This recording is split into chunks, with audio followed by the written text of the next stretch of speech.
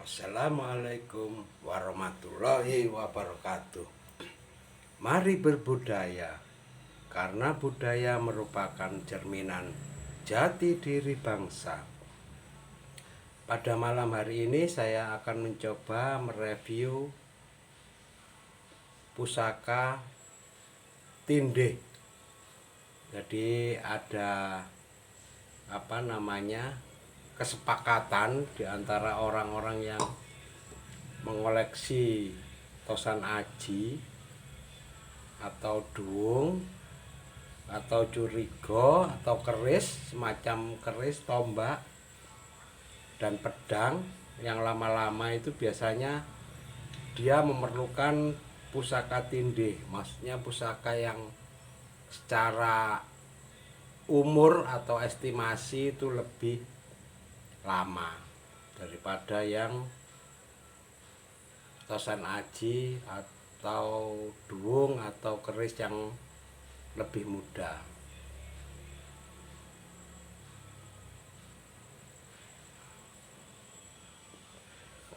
Ada kepercayaan bukan kepercayaan ya, semacam kesepakatan lah. Jadi otomatis untuk pusaka yang dianggap lebih tua tentunya adalah pusaka-pusaka kalau era gitu, era Singosari, atau bisa jadi yang lebih tua lagi untuk era-era Kabudo. Jadi besi Budo itu maksudnya besi yang umurnya cukup lama. Dan itu bisa diperoleh dengan keris-keris atau benda-benda yang dari besi temuan, baik itu temuan sungai maupun temuan darat.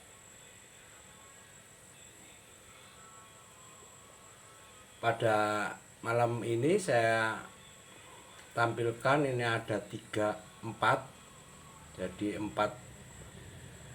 pusaka tindih. Yang 3 ini berupa kudi pencacah. Jadi kudi pencacahnya ada 3, ini 1, 2, 3. Dan yang satu ada yang lucu yang namakan larwalang. Larwalang itu artinya sayap belalang.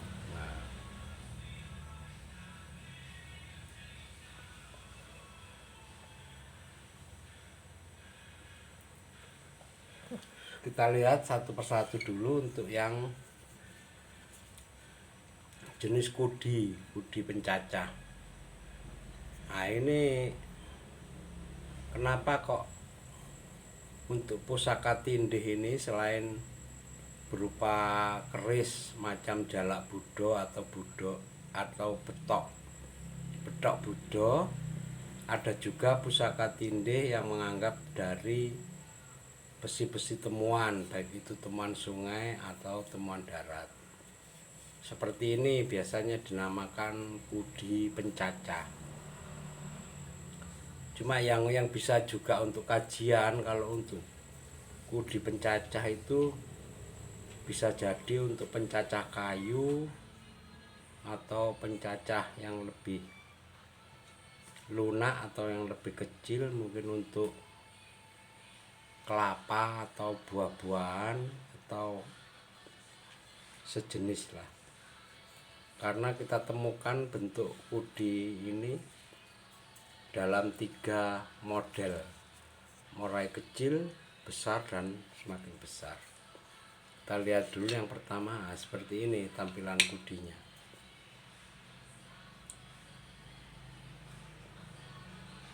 Lapisan hitam ini sudah tidak bisa dihilangkan karena dia termasuk lapisan patina, yang artinya lapisan patina itu oksida yang sudah menjadi satu dengan logamnya. Jadi sangat sukar dihilangkan kecuali dengan mencongkel, yang berakibat pada rusaknya struktur dari alat pertanian kudi tersebut. Tampilannya seperti ini. Nah, untuk sisi tajamnya di daerah sini. Makanya biasanya ini termasuk tangkainya gagangnya. Sebagian masuk di sini, sebagian muncul. Kemudian sisi tajamnya ada di daerah sini. Nah, makanya biasanya dinamakan kudi pencacah. Cuma kalau kudi pencacah dalam ukuran yang kecil ini untuk mencacah kayu atau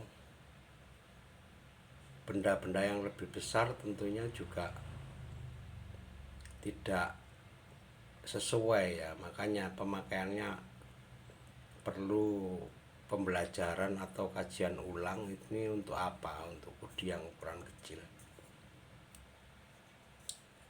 Nah, seperti ini tampilan besi temuan, baik itu sungai maupun darat, khas seperti ini ya, khas seperti ini.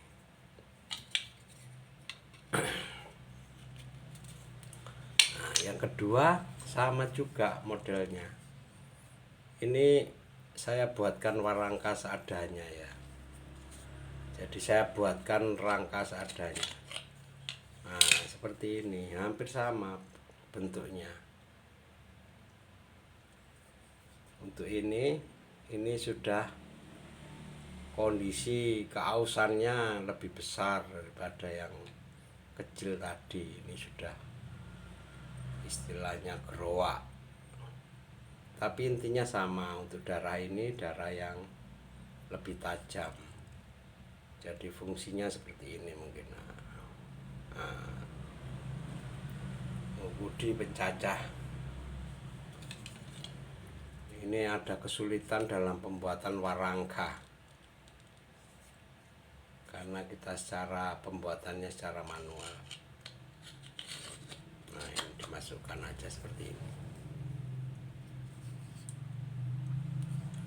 Sedangkan untuk ketiga sama juga, tapi ini kondisinya lebih besar.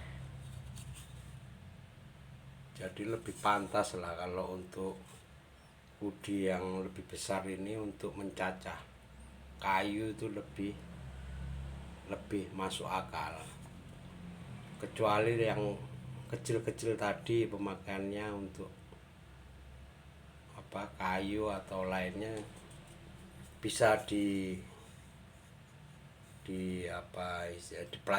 atau dicari fungsinya sebagai apa. Ini sudah sangat ini ya, sudah sangat. Nah, tampilannya seperti ini kalau dilepas dari warangkanya.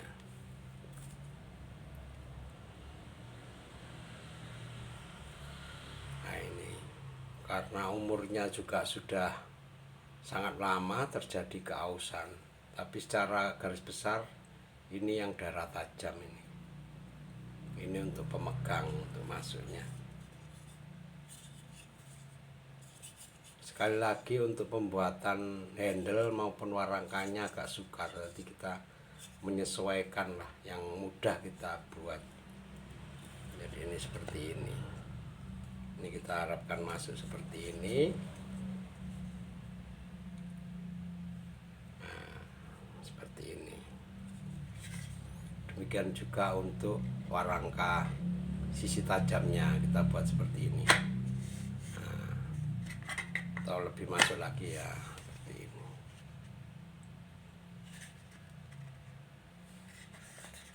Ini pusaka-pusaka tindih dari jenis kudi atau alat-alat pertanian. Kemudian ini lagi yang lebih kecil. Ya, ini kita buatkan warangka atau tempat seadanya, saya lepas saja. Nah, ini yang dinamakan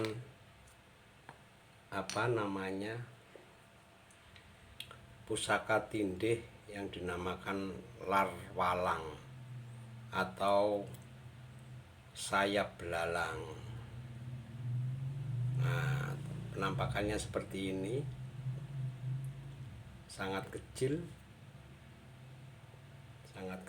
jadi Yang ini sisi tumpulnya, yang depan ini sisi tajamnya. Mungkin kalau zaman sekarang ya untuk semacam pisau raut atau silet seperti itu mungkin ya. Tapi pusaka tindih larwalang ini kalau zaman dulu ketika peradaban untuk tulis menulis, dalam hal ini apakah tulis menulis itu sudah berupa huruf atau berupa gambar atau simbol-simbol, itu penggunaannya menggunakan yang namanya pisau raut atau kudi atau kudi larwalang atau sayap belalang. Dia dipakai untuk menulis atau membuat simbol-simbol atau gambar pada kulit kayu atau pada tulang atau pada pelepah-pelepah nipah dan sejenisnya. Jadi peradaban tulis menulis atau gambar atau simbol itu dengan menggores pada tulang atau pada kulit hewan atau pada pelepah nipah atau pelepah aren, supaya simbol-simbol atau mungkin huruf-huruf itu bisa ditulis. Jadi istilahnya ukir. Jadi larwalang ini semacam saat ini pena atau kalam pada zaman itu, yang ditulis pada lontar, pada tulang, pada kulit atau sejenisnya. Makanya pusaka-pusaka yang seperti ini bisa dikatakan sebagai pusaka tindih. Cuma harap dimaklum tampilannya ya seperti ini karena sudah sangat berumur. Jarang yang ditemukan dalam kondisi utuh. Mungkin saat ditemukan masih dalam kondisi utuh. Jadi ini seperti pisau kecil, pisau raut gitu.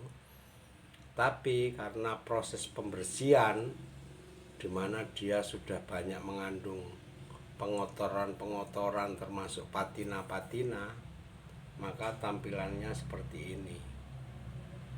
Kita lihat dari jarak dekat tampilan dari larwalang seperti ini. Jadi darah ini yang atas ini sisi tajam, yang bawah sisi tumpul, termasuk ujungnya ini darah yang tajam karena untuk menulis atau membuat simbol-simbol atau gambar pada pelepah, tulang, kulit, dan sejenisnya.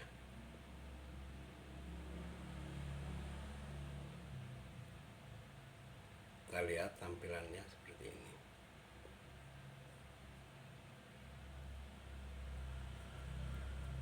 Nah, ini alat ukir yang dinamakan larwalang atau sayap belalang.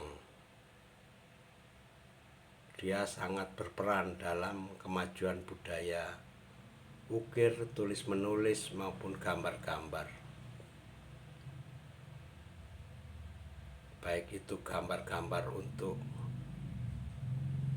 simbol-simbol pada prasasti maupun pada kitab-kitab atau tulisan-tulisan yang menjadi pegangan atau tatanan kehidupan sosial pada masa yang lalu.